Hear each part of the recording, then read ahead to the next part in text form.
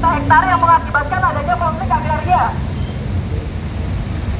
Tanah adat, tanah mereka yang tadinya ditanam oleh sagu dan makanan-makanan adat mereka dibabat gitu teman-teman untuk dijadikan padi.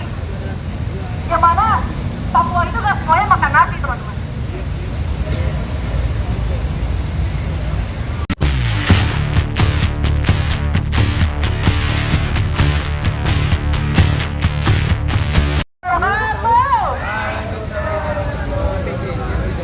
Perkenalkan teman-teman, nama gue Hani Fatimah.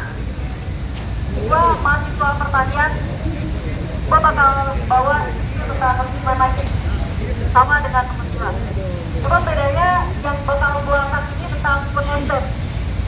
Kalau teman-teman tahu, food estate itu dilakukan di 3 pulau besar. Ada di Kalimantan, Sumatera, sama Papua. Terus yang paling baru-baru ini terjadi di era Prabowo Gibran itu ada di Maroke teman-teman. Dan itu total lahan yang dibabat oleh Prabowo Gibran adalah 2 juta hektar. Sebenarnya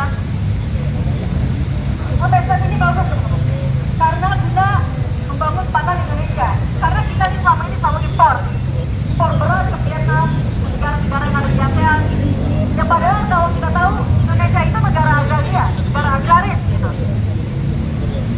Tapi kan di Indonesia ini tiap pulau, tiap wilayah itu punya pangannya masing-masing. Kita kalau ini berangkat ke sejarah, ini karena dulu Pak Soeharto itu melakukan swasembada pangan yang mengakibatkan kita semua harus makan beras, teman-teman. Dan juga di Papua ini, food estate di Maroke ini, mereka itu membabat lahan juta hektar yang mengakibatkan adanya konflik agraria.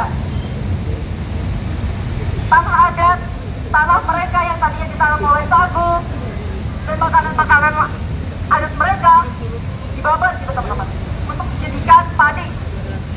Yang mana Papua itu gak semuanya makan nasi teman-teman. Terus juga lagi-lagi tentang food estate ini berangkat ke konflik agraria. Konflik agraria itu gak cuma tentang perampasan tanah, tapi juga tentang lingkungan, negara, bahkan sampai luar angkasa. Food estate sendiri yang ada di Indonesia itu sudah lama dari zaman Prabowo Gibran dilanjutkan oleh Prabowo Gibran. Oleh zaman Jokowi dilanjutkan oleh Prabowo Gibran. Dan juga Prabowo Gibran ini punya program yang namanya Indonesia ini. Aku berangkat ke daerah tambang juga, pertambangan juga, karena ini masuk ke konflik agraria juga. Pertambangan yang ada di Indonesia ini itu merusak alam teman-teman. Dan juga sampai ke 9 kita udah berkomitmen untuk menjaga lingkungan. Tapi itu tidak dilakukan. Yang ada kita merusak, kita mengeksploitasi, kita melakukan deforestasi hutan. Makanya iklim hari ini tuh aneh banget teman-teman.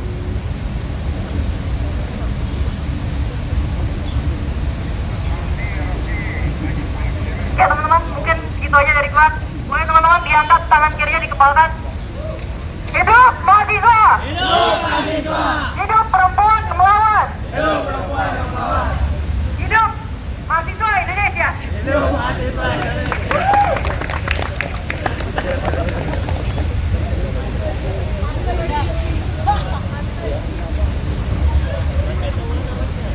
Masih semangat teman-teman? Masih semangat teman-teman?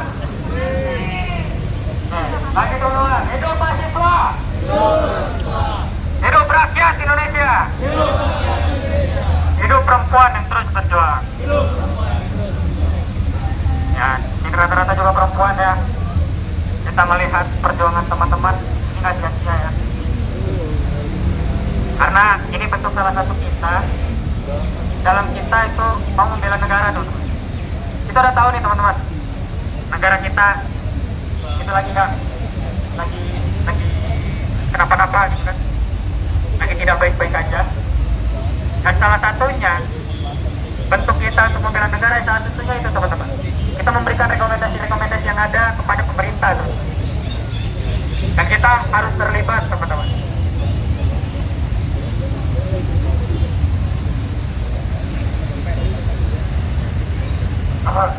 Oke Kawan-kawan, oke, dilanjut lagi.